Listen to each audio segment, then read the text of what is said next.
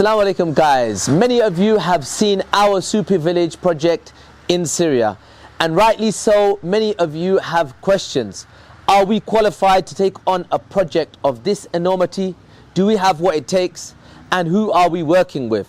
So inshallah today we are outside our engineering offices. My goal is now to give you an overview of the work that we're doing here, and hopefully a small insight into how we are able to work on a project like this. Now, these caravans here are on site here in the super village, and let's first go in to meet our head of the engineering team. If you follow me here, you'll see. السلام عليكم ورحمة الله وبركاته. معكم عبد الله خطيب، مسؤول مكتب الهندسي لمؤسسة اقرأ التعليمي، بالإضافة إلى أن مهندس معماري ومسؤول عن تصميم مشروع المشاريع في ضمن المؤسسة. طبعا احنا نستخدم العديد من البرامج، منها برامج الأوتوكاد و3 دي ماكس وبرامج اللوميون. طبعا هذه البرامج جيدة وحديثة في دراسة المشاريع وفي حساب الكميات. طبعا احنا نقوم على عدد من المشاريع، منها المساجد والمدارس وكتل سكنية، بالإضافة إلى مشروع قرية الجوز اللي حاليا نحن نقوم بإنشائه.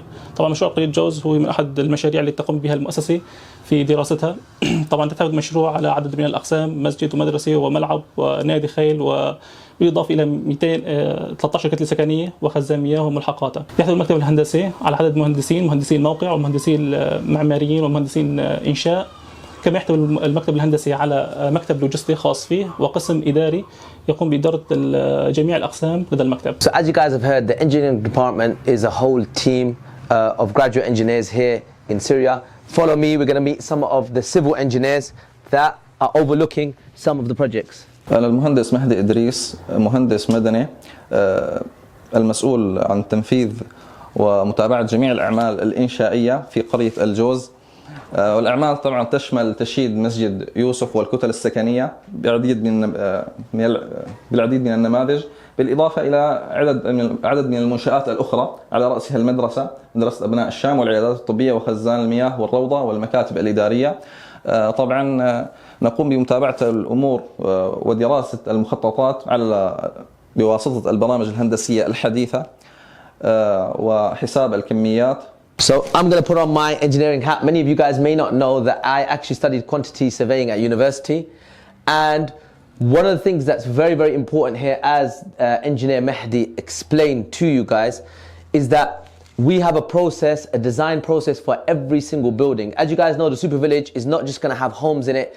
It's going to have a school, it's going to have a football pitch, it's going to have a Masjid Yusuf, it's going to have a massive water tank, it's going to have a health clinic, a nursery. There's so many parts to this project. Now each building has its own individual unique design, which we have made sure that it's purpose built. So we're designing things so that they will have the biggest benefit, inshallah ta'ala. And we have different design phases. So of course we recently had an earthquake in Turkey that has also been factored into a lot of the buildings here. And this is why many people ask us, why are your projects more expensive? This is one of the reasons why, because we go to great lengths to not only make sure we have the 2D drawings, we have the 3D drawings, but we also have structural plans when it comes to how much metal is going into the columns, how much cement is going into the foundations. We are very particular about this. This is where most charities will cheat the donor, because those are the things that you won't see. Anyone can build you a beautiful building from outside, but the reality is, after 4 or 5 years, will that building be standing here and being a sadaqa Jariya? That is the question. So follow me now. I'll take you outside, you can take a look. So one of the questions was that how many people is this project going to serve? So now the super village in phase 1 is only 200 apartments, which is about 1,000 people that are going to be housed here, inshallah ta'ala, which is a drop in the ocean. But we are working closely with AFAD, which is the governmental disaster management agency under the Turkish Ministry of Interior. And it's very important to understand, because people asked, are these areas safe? These areas are under Turkish administration. There's a no-fly zone here, and it's most likely that these areas, being close to the border, will be annexed by Turkey in the near future. So I hope that answers your question. We have protocols with the Turkish government, and that's why we are able to bring people here. If you would like to come and visit the super village, then we can also organize that for you. Now, the last thing I want to draw your attention to here is the attention to detail. This right here is the 3D design for Masjid Yusuf, and again we're working with another Turkish department or government department, which is called Turkiye Diyanet Waqfi, which is the Waqf of Turkey. So Masajid come under that department. But take a look at the design here of this Ottoman style mosque, Masjid Yusuf, and if you just glance around, come around here, you can see what we are building is going to look very, very close to the actual initial designs, and that's one way that you can measure the quality and the capabilities of a team. So I hope this has answered some of your questions, inshallah ta'ala. Please feel free to drop us any other questions that you have in the comments below.